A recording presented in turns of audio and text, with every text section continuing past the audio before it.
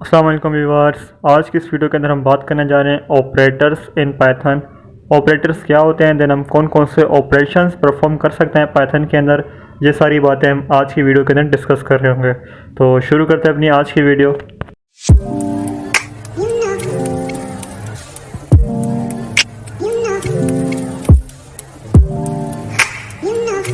Operators are used to perform operations on variables and values. Operators basically एक term है जिसके अंदर हम कोई भी ऑपरेशन परफॉर्म कर सकते हैं अपने वेरिएबल्स एंड वैल्यूज़ के ऊपर। Then Python divide the operation in the following groups. Python के अंदर कुछ फॉलोइंग ग्रुप्स बने हुए हैं जिसके अंदर हम अपने रिक्वायरमेंट्स के मुताबिक उन ऑपरेशंस को यूज़ कर सकते हैं अपने प्रोग्राम के अंदर। ये कुछ मैंने लिखे हैं जिसमें आता है अर्थमेटिक ऑपरेटर्स, जिसके अंदर हम plus minus divide then multiply कर सकते हैं। देन उसके बाद हम बात करते हैं असाइनमेंट ऑपरेटर्स, जिसके अंदर हम इक्वल टू, इक्वल प्लस, यानी कि इस तरह के जितने भी ऑपरेटर्स हैं हम उनके बारे में बात कर रहे होंगे। देन उसके बाद आता है कंपैरिजन ऑपरेटर्स। इसका हम यूज़ अपने इफ़ एल्स कंडीशन के दौरान काफ़ी करते हैं। देन उसके बाद हम बात करते हैं लॉजिकल ऑपरेटर, जिसके अंदर हम लॉजिकल एंड, लॉजिकल और, देन लॉजिकल नॉट के बारे में बात कर रहे होते हैं। देन इसके बाद आता है आइडेंटिटी ऑपरेटर्स, जिसके बाद membership operators and at the last bitwise operators. ये सारी बातों का हम डिस्कस करेंगे प्रैक्टिकल के दौरान कि कौन सा ऑपरेटर हम कब यूज़ कर सकते हैं और कौन सा ऑपरेटर के क्या क्या बेनिफिट होते हैं और कौन सा ऑपरेटर आया क्यों। तो शुरू करते हैं अपना प्रैक्टिकल। तो यहाँ पर मैंने पाइथन की IDLE ओपन कर लिया।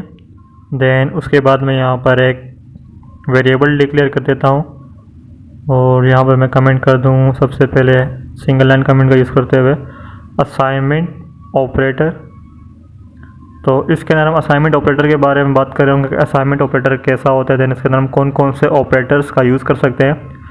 देन मैंने यहाँ पे एक वेरिएबल डिक्लेयर कर दिया x is equals to 5, then y is equals to 5। Print करवा दिया मैंने x प्लस 5। तो याद रखिए असाइनमेंट ऑपरेटर के अंदर हम plus minus divide and multiply के ऑपरेटर्स को परफॉर्म कर सकते हैं। ये सब ऑपरेशन हम परफॉर्म कर सकते हैं असाइनमेंट ऑपरेटर्स के थ्रू। देन हमारे पास आउटपुट इसका आ गया 10। देन अगर मैं इसे कर दूं माइनस तो हमारे पास आउटपुट आ जाएगा 0। तो ये ठीक से हमारा कोड रन हो रहा है। देन उसके बाद अगर मैं इसे कर देता हूँ मल्टीप्लाई के लिए हमें एस्टेरिक का यूज़ करना पड़ता है। तो 5 मल्टीप्लाई बाय 5 25 आंसर आ गया हमारे पास। देन उसके बाद हम स्लैश का यूज़ करते हैं डिवाइड के लिए। तो स्लैश मैंने यूज़ किया, देन हमारे पास आउटपुट आ जाएगा 1.0।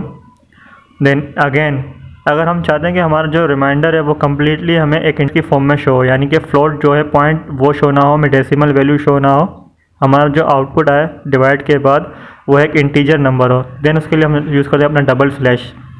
देन हमें दोबारा से रन करता हूँ तो हमारे पास आउटपुट आ गया सिर्फ और सिर्फ 1। जब पहले मैंने सिंगल स्लैश का यूज़ किया था तो हमारे पास आउटपुट आया 1.0, लेकिन जब मैंने डबल फ्लैश का यूज़ किया तो हमारे पास आउटपुट आ गया सिर्फ और सिर्फ 1। तो इस तरह के ऑपरेशन हम परफॉर्म करते हैं असाइनमेंट ऑपरेटर के थ्रू। देन उसके बाद अगर मैं बात करूं x plus is equals to 8, then अब की बार इसका आउटपुट क्या आता है आप लोग गैस करें जब तक मैं इस प्रोग्राम को रन करता हूं। सेव फाइल करके रन ओके किया मैंने। देन हमारे पास आउटपुट आ गया 13। तो बेसिकली इसने भी वही काम परफॉर्म किया जो हम पहले एडिशन कर रहे थे।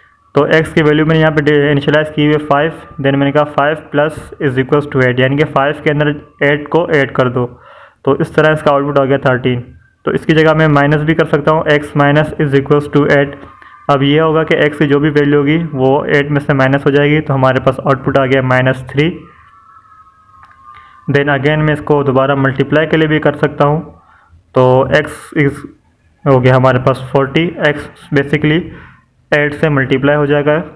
ये बस थोड़ा सा लाइन ऑफ जो सेंटेक्स है ये चेंज हो, लेकिन जो हमारा काम है असाइनमेंट ऑपरेटर का वो सेम ही रह रहा है। असाइनमेंट ऑपरेटर के अंदर हम जो काम कर सकते हैं वो ही हम करेंगे। देन सबको मैं कर देता हूँ यहाँ से comment, single line comment use करता हूँ। देन उसके बाद हम बात करते हैं अपने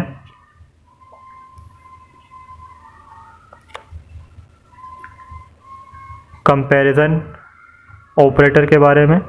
तो सिंगल लाइन कमेंट यूज़ करके मैंने यहाँ पे एडिंग डाल दी कंपैरिजन। देन उसके अंदर मैं लिखता हूँ वेरिएबल डिक्लेयर कर दिया मैंने x is equals to 7, then y is equals to 5। अब मैं यहाँ करता हूँ print x equals to y। अब अगर ये इक्वल्स टू का मतलब ये कि x इक्वल है y के, तो हमारे पास आउटपुट आ गया फॉल्स। ये एक बुलियन वैल्यू रिटर्न करता है हमें। अगर मैं x और y दोनों की वैल्यू सेम कर दूं, देन मैं इसको दोबारा से रन करूं, तो हमारे पास अब की बार आ जाएगा ट्रू। देन क्योंकि ये हमें एक बुलियन वैल्यू आउटपुट में शो करता है, ट्रू या फॉल्स शो करेगा इक्वल ऑपरेटर। देन उसके बाद मैं कर दिया x 9 और y 7, मैं कहता हूँ x greater than equals to y। Then हमारे पास आउटपुट जाएगा ट्रू। कंपैरिजन ऑपरेटर जो भी होते हैं वो हमें एक बुलियन वैल्यू आउटपुट में शो कर रहे होते हैं, जिसके अंदर हम ये देख सकते हैं कि हमारी जो वैल्यूज़ हैं वो एक दूसरे से बड़ी है या एक दूसरे के बराबर है या एक दूसरे से छोटी है।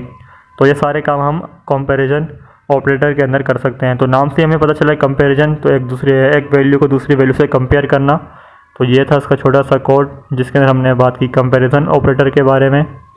देन ये हमें एक बुलियन वैल्यू जनरेट करता है आउटपुट के अंदर। देन इसके बाद हम बात कर लेते हैं अपने, इसको यहाँ से कमेंट आउट किया, और उसके बाद हम बात करते हैं अपने कमेंट का यूज़ करते हैं लॉजिकल ऑपरेटर के बारे में। तो जैसे इसके नाम से हमें पता चला लॉजिकल, तो ये कोई ना कोई लॉजिक बिल्ड होगी, उसके ऊपर ये काम कर रहा होगा। तो इसके अंदर हमारे पास आता है लॉजिकल एंड, लॉजिकल और, देन लॉजिकल नॉट। इन तीनों के बारे में हम डिटेल में बात कर रहे होंगे। तो मैं यहाँ पे एक वेरिएबल डिक्लेयर कर देता हूँ x is equals to 5। Then मैं यहाँ प्रिंट करवा देता हूँ x greater than 6 and x less than 7 कर देता हूँ। यहाँ मैं कर देता हूँ यहाँ पर 10। तो जैसे मैं प्रिंट करता हूँ तो हमारे पास आउटपुट क्या आता है, देन इसे हम चेक करते हैं और उसके बाद हम इसको डिटेल में डिस्कस करते हैं। तो हमारे पास ये आ गया फॉल्स। देन अगर मैं इसे यहाँ कर दूँ x is greater than equals to 5, यानी कि x 5 के इक्वल है या 5 से बड़ा भी हो सकता है, तो ये दोनों में काम करेगा। तो यहाँ मैं कर देता हूँ इक्वल्स टू 5। देन दोबारा से इसे मैं रन करूँगा तो हमारे पास आउटपुट क्या आता है, इसे मैंने किया सेव और करता हूँ रन फाइल। देन हमारे पास यहाँ आउटपुट आ गया ट्रू। तो इससे क्या पता हमें चला कि एंड ऑपरेटर, लॉजिकल एंड जो होता है वो जब हमारे पास दोनों स्टेटमेंट ट्रू होंगी या both statement are true, then ये जनरेट करेगा हमें ट्रू। यानी कि अगर हमारे पास जो फर्स्ट जैसा x is greater than equals to 5 ये ट्रू था, then x less than equals to 10, तो इसने हमें ट्रू आउटपुट दिया। तो एंड का इस्तेमाल हम जब करेंगे जब हमारे पास दोनों स्टेटमेंट ट्रू होंगी, तब हमारा जो आउटपुट होगा वो हमें ट्रू जनरेट करेगा। तो ये हमें याद रखना है क्योंकि आगे चल के हमें इसका बहुत यूज़ करना पड़ेगा लॉजिकल एंड लॉजिकल और का। देन उसके बाद हम बात करते हैं लॉजिकल और के बारे में।